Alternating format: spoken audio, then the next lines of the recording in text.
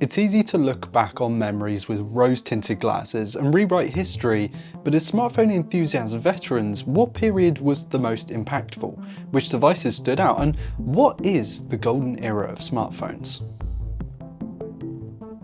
Hey guys, I'm Ryan Thomas, and I've been talking about smartphones on video for pretty much a decade at this point. And in that time, I've seen trends come and go, the needs and wants of consumers change and evolve, and brands force their way in and then fall uncontrollably out of relevancy.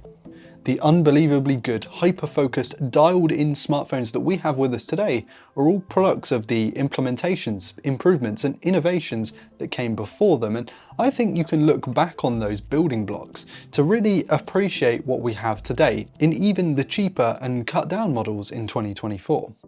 After the iPhone came out, smartphones were kind of a wild west, with Android, Windows Mobile and iOS devices being pretty experimental. The T-Mobile G1 experimented with a smartphone that had a physical keyboard, the iPhone of the time had the familiar Apple feeling, the Palm Pre was a computer that you could just take around everywhere at the time, and the BlackBerry Bold was the executive's pick.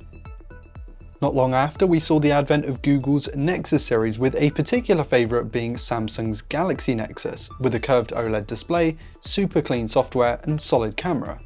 The iPhone 4 and 4S brought the super high resolution displays for the first time in their Retina series, and the glass sandwich formula that's mirrored in what we see in today's best smartphones.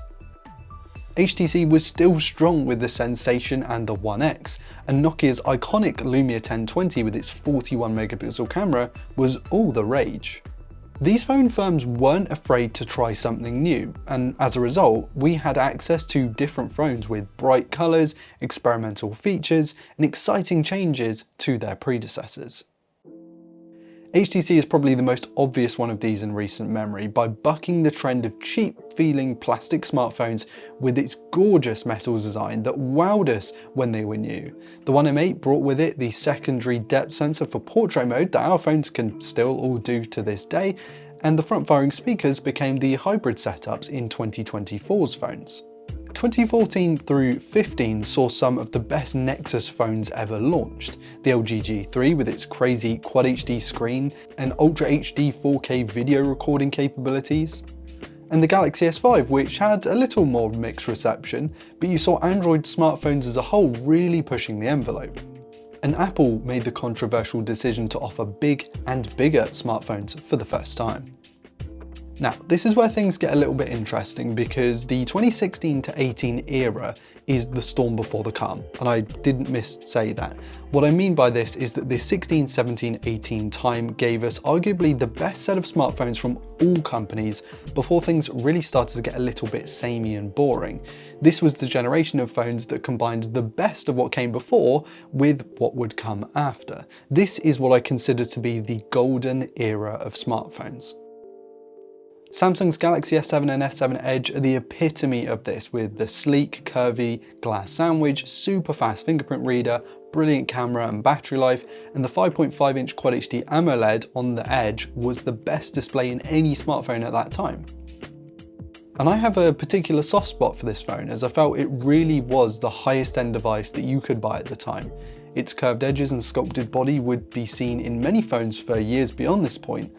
Not only did it bring the refined body and tech specs of the predecessor, it still had the headphone port and expandable storage via microSD cards. This is the best smartphone ever made, in my opinion. OnePlus had at this point launched a small handful of smartphones, and with its fourth installment, the OnePlus 3, was more powerful than the S7 Edge with 6 GB of RAM, had a screen almost as good with a faster fingerprint reader and super fast 20-watt charging, all at half the price of the S7 Edge at retail. This was OnePlus's catalyst for what would become the flagship killer.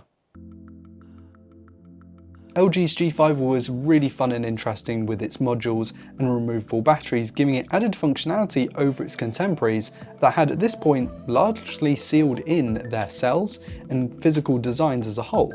Was the G5 a success?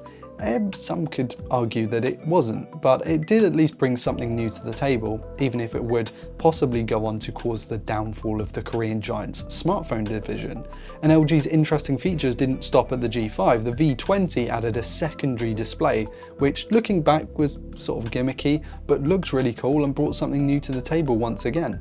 These phones did at least introduce the mainstream to the ultra-wide cameras though, and those are still in our smartphones to this day, whether they be the pricey ones or the cheaper models.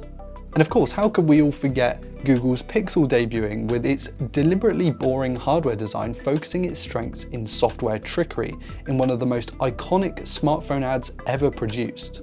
I still remember being so unbelievably excited by this smartphone and it sort of delivering with its camera that could turn boring shots into something special with its HDR processing pipeline. 2017 saw some incredible devices released, and ones that started big changes that we still see the effects of today. Apple's iPhone X with its symmetrical bezels and notch controversially changed the game, including asking $1,000 for its top-flight smartphone. Samsung went tall with its Galaxy S8 and S8 Plus that some, myself included, didn't necessarily love at the time due to the rounded corners and stupidly placed fingerprint scanner that was hard to feel out, and then you'd smudge the camera in the process. Ultimately though, it did change how we watched content with 18:9 form factors. I mean, this video is being produced in 2:1 like almost every other video we post on this channel. The legendary Note 8 brought the iconic and brilliant design, mega battery life and telephoto camera to the mix, giving smartphone photographers something a bit different to play with. It also retained the headphone port, had a USB-C connection, the S Pen, wireless charging. It was an absolute hardware beast. And I also loved LG's pair of flagship devices in the form of the V30 with its quad DAC, great cameras and fantastic design, and then LG's Pixel 2 XL model that I still believe to be one of the most iconic smartphone designs to date, with the Panda or the Stormtrooper look. And of course the tremendous camera system and hardware squeeze to assistant feature. Towards the end of this golden era, we had Huawei right at the top of its game before the US had it banned.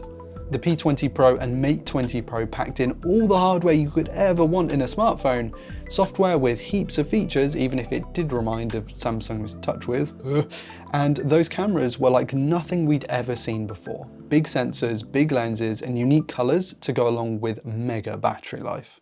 There's an argument to be made that devices that came slightly after these are up there with the best. The Galaxy S10 was probably the best all-round Galaxy S series we've ever had.